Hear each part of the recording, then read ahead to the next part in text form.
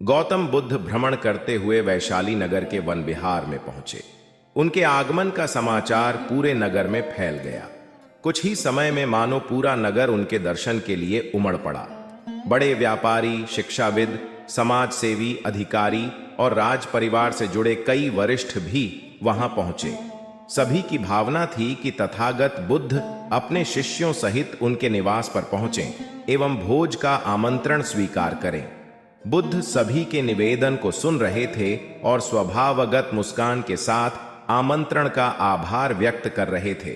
तभी वैशाली की यात गणिका आम्रपाली भी वहां पहुंची। वह बुद्ध की शिक्षा से प्रेरित होकर बहुत पहले ही अपनी गणिका वृत्ति त्याग चुकी थी।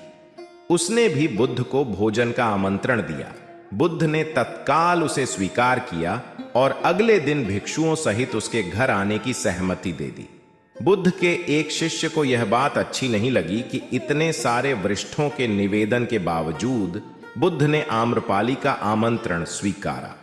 शिष्य की दृष्टि में आम्रपाली गणिका होने से घृणित कर्म से जुड़ी रही थी। जब सभी लोग चले गए तब शिष्य ने पूछा, भगवान, इतने लोगों ने आपको न्योता दिया, फिर आपने आम्रपाली का ही आमंत्रण क्यों स्वीकारा? बुद्ध ने कहा, माना वह गणिका थी, लेकिन पश्चाताप की अग्नि में तपकर वह निर्मल हो चुकी है। यदि कोई व्यक्ति इस निर्मलता को प्राप्त कर ले तो वह उनसे भी श्रेष्ठ हो जाता है जो ऐसे किसी घृणित कर्म में लीन न रहे हों। ऐसे व्यक्ति का आमंत्रण स्वीकारने में संकोच नहीं होना चाहिए।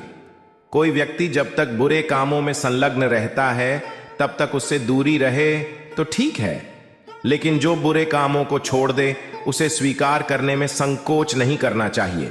इससे उसकी अच्छाई की ओर बढ़ने की भावना को बल मिलता है।